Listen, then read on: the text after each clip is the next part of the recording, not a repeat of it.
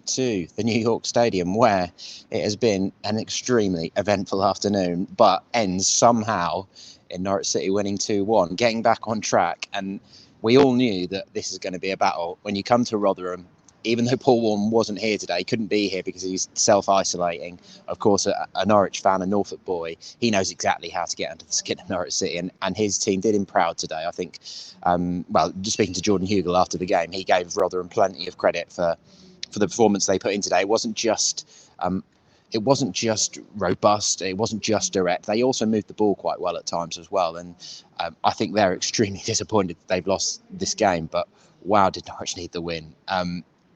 After the two 1-0 defeats to Bournemouth and Derby just before the break, this could end up being a result that they build some momentum from and could end up being a bit of a turning point. If you go back to 2018-19 when it was that shaky start, and it was only a 1-0 win over Middlesbrough at home, which really kick-started that, wasn't it? They'd scrambled a 1-1 draw at Ipswich, and a lot of that could come down to a Tim Krul penalty save.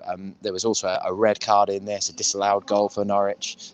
But the big moment, 5th minute of injury time, Jordan Hugel on his first league start for the club gets his first goal for the club. And wow, what was he cool? He really took his moment. He took the ball off Buendia because he saw himself as the penalty taker. As he started today, he believed he was the penalty taker. Buendia had won the penalty.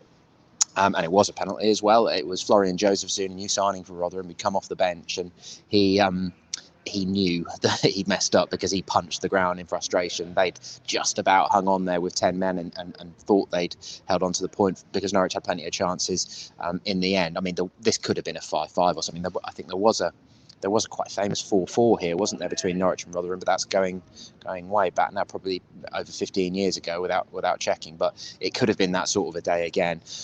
But Jordan Hugel, no fans in here, of course, although there were some slightly rowdy home directors who made a little bit of noise here and there.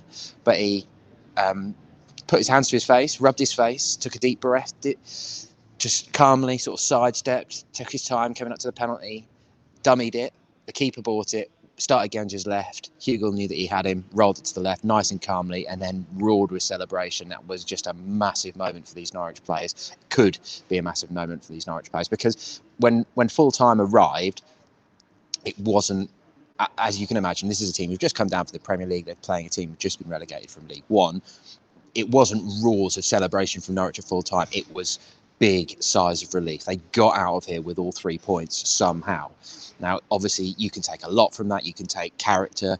You can take heart from the fact that they hung on in there, that they battled, but their confidence wasn't high enough to, as we saw against Derby, they're not playing that badly at the moment, but they're not finishing things off. They're not at the top of their game. The confidence isn't flowing. They're not able to execute an attack quite as they want. You had Stiepermann, Buendia, and Adam Eder as the attacking three behind Hugel today. 3 changes made to the team. Grant Hanley back in defence with Crystal Zimmerman injured.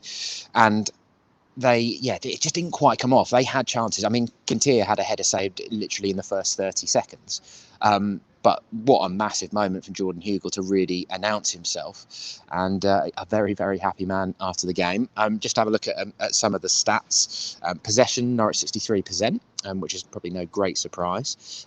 There were, how many? Let me just count that up. 52 aerial duels in the game, according to whoscored.com, which isn't usually the case with Norwich City games, but Rotherham won 28 of them and Norwich 24, so a real battle. Norwich 21 shots to Rotherham's 14 and 7 shots on target to Rotherham's 3, but they played the last 20 minutes plus 5 minutes of injury time with 10 men after Angus MacDonald. That was a real flashpoint. Thankfully, Tottenham loanee Oliver Skipp has walked away from it, finished the game, and hopefully there's no injury to come from that, although Daniel Farke is speaking to Paddy as we speak.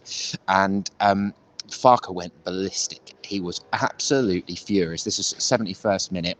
A loose ball. Skipp goes in for the challenge, but Angus MacDonald, the Rotherham defender who I think was linked with Norwich back in the day when he was still at Hull. But anyway, he just went. I don't think he meant to. He wasn't trying to hurt Skip or anything, but he just got it all wrong and went really, really heavily into the challenge in front of the dugouts. And I think Farke said, or he shouted, you could hear him in this empty stadium. It was, "Are you crazy?"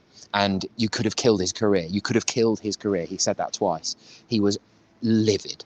Thankfully, Skip, after a bit of treatment, as I say, played on. But that meant they then had to see out the final 20 minutes with 10 men. But just to go back to the start a little bit, it was Freddie Dapo who had opened the scoring for them in just the 3rd minute, and it was not a great moment for Norwich. Krul pinged a ball out to the right to Max Aarons, as he so often does, but he lost the aerial duel. Then Skip, sorry, I got a fly buzzing around me annoyingly. Skip then didn't win his header. Hanley wasn't expecting that and wasn't alive to the danger of Ladapo sort of coming in just behind him. Then he turns and basically is in between Hanley and Skip. Nice finish under Tim Krul, and Norwich looked shell shot, to be honest. The body language immediately after the goal wasn't looking good. They were, as I say, shell shocked and just not quite sure what to do. All of a sudden, a sort of bright start. It was only 3 minutes in, and they were behind, and they couldn't quite believe what was going on, and they didn't look great from there. But they did have chances, as I said earlier. Marcus Stiepermann had one shot saved. He tried to curl it around the keeper. Probably should have done better. Adam Eder definitely should have done better with one that came from a really nice Stiepermann pass. Played him into loads of space on the left of the box. Should have been beating the keeper, who came out, made himself big, and stopped that one. And it was Eder who conceded a penalty as well midway through the first half. As I say, that could be the what we look back on as the turning point. Tim Krul, we all know how good he is from the penalty spot. He even managed to stay on his line, I think, with this one, which is unusual for Tim. But Eder gets all wrong, gets his leg sort of in the middle of Clark Robinson's legs and brings him down. Not too many complaints, but that was after a free kick. He came in and it just sort of flashed past everyone, so it caught Eder a bit off guard, really, and it looked a penalty to me. But Krul so confident in those situations, and Ladapo goes to his left. Krul guesses right, strong hand, gets it away, and as you can imagine, was delighted with that. Grant Hanley, big pat on the back from him, and get out of jail, really, because if they had conceded that, then who knows what was going to happen there with the sort of strange mood that they would arrived here in terms of the transfer windows just closed. Yes, Buendia, Cantwell, Aarons have all stayed. Cantwell not involved today with that bruise, although we don't know where. I don't think exactly on the body that bruise is, but Daniel Farke had said he'd picked up a heavy knock in training and was a bit of a doubt of this one, so he wasn't involved in the squad at all. But they've all stayed. Just Godfrey and Lewis of the Crown Jewels, as they became known, were sold. So they were, this is the start of trying to settle things down. This is the first of 7 games in 3 weeks, and they really need to try and find some form, build some momentum. And that moment, if Krul hadn't have made that save, Rotherham was so in the ascendancy. They were working so hard. They, as I said earlier, they were moving the ball reasonably well, and they were just bang up for it. They knew that they needed to get in amongst Norwich, and it felt a little bit like a game from sort of 15, 20 years ago. It was rough and ready, and they scrapped for everything. It reminded me a bit of when Norwich went to Burnley last year, in that their coaches and their players call for absolutely everything. And I don't really have a problem with that at all. That's football. That's the intensity that you want from your team, from your coaches, from your supporters when they're here. You want them on top of the visiting team and the visiting players and the visiting coaches. They should be standing up to them. That's how football is, and that is the Championship, isn't it? So fair play to Rotherham. They gave Norwich a real good scare today. So that was the big moment. Eder had a good shot tipped over just before the bar as well. Just after the hour mark, Stiepermann had a goal disallowed. That was Buendia had curled a free kick in behind the Rotherham defence. Lovely touch and turn from Stiepermann.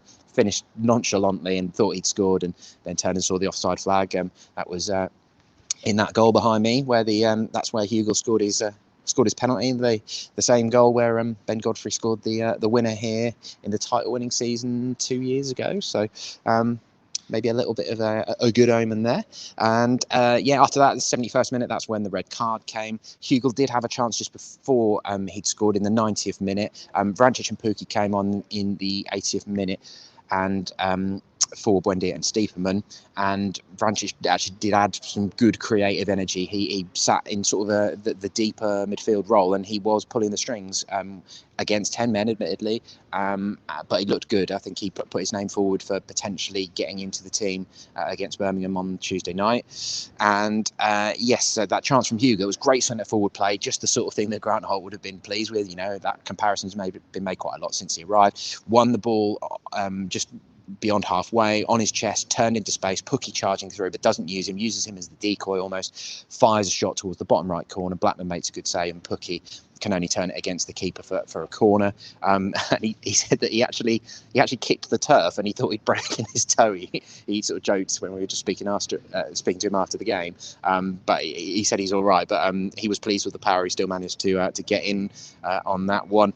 Before that, Rotherham had a couple of chances. Krul made one good save from Crooks. Robertson made a complete mess of a good opening as well. So it wasn't like Rotherham were totally hanging on. But Vrancic in the second minute of injury time so nearly headed in a Buendia corner, flashed it beyond the far post, and then the moment finally came. Pukki, Buendia and Aarons had linked well on the right. Pukki then plays Buendia into the box, and as I say, Joseph Zun, who come off the bench, he takes out Buendia. He knew he'd taken him out. He punched the ground in frustration. Buendia wanted to take it, but Hugo took the ball off him, and that technique, as I described a little while ago, did for Blackman, and wow, was that important for Norwich just to have escaped out of here with all 3 points. I think they would have taken a point, to be perfectly honest, if they are honest about the level of performance. They know that if they're going to be promotion contenders, then they need to be better than this. But I don't think you get many games, even in the Championship, that are quite as hard as this. As I say, that intensity that Rotherham bring, and they can feel hard done by. That they were on the losing end today. But frankly, from a Norwich City point of view, with everything that's gone on this year, no Norwich City fan is going to care. That feeling of relief, similar to the Eder goal at Huddersfield on the opening weekend, was massive, because as you know, I did the live updates at Pinker.com, and people just get so dark in there. There's so much pent up frustration and anger because of that horrible run towards relegation last year. But I think it's about more than that at the moment. I think it's life in general and how frustrated we all are with COVID and everything that's going on in life at the moment. I just feel like people go to a dark place pretty quickly with Norwich at the moment. But at the end of the day, what I get really frustrated by that is that when we watch football nowadays, particularly now that fans are having to watch from home, which sucks, obviously, is that people analyse football in real time. You know, they're tweeting or joining in live updates or whatever, making bold judgments on players and teams throughout the game. And some people said some really, really outrageous, people were calling for Daniel Farke's head, to be perfectly honest, in our live updates. They thought that he should be losing his job, but when they were still trailing 1-0, and they were really piling in. Obviously, those people don't pipe up when the winner goes in. Not that I'm saying Norwich were great today, obviously, as I've said before, but I just feel like some people need to wait till full time. Football is 90 minutes plus injury time, and you shouldn't be making those bold, sweeping statements about what's going to happen in a season mid-game, let alone, as we saw at the start of 2018-19, when Norwich only won one of their first 6 games, and then they ended up winning the title at a canter absolutely brilliantly in one of the club's all-time great seasons. So obviously the context of this one is different in that they have more expectancy on them because they've come down from the Premier League, but that's just a little bugbear of mine, that people just, if you're going to pile in, at least wait until the game's over before you're going to make these sweeping judgments, because now a lot of those comments look a bit silly, don't they? Because the character has been shown by Norwich, and in the end they did enough to get this game won somehow. So there we go. We travel back to Norfolk happy, just about, but this is only the start. As I say, this is the first of 7 games in 3 weeks, the first of 18 games in 11 weeks prior to the January transfer window opening again. So this is the meat and drink of the Championship, isn't it? This is when we're going to find out whether this Norwich team have got what it takes to start getting that upward momentum, or whether a big change is needed to start rebuilding, and they need to change the direction that they're going. But Daniel Farke leaves here a very relieved man, so we'll leave it there.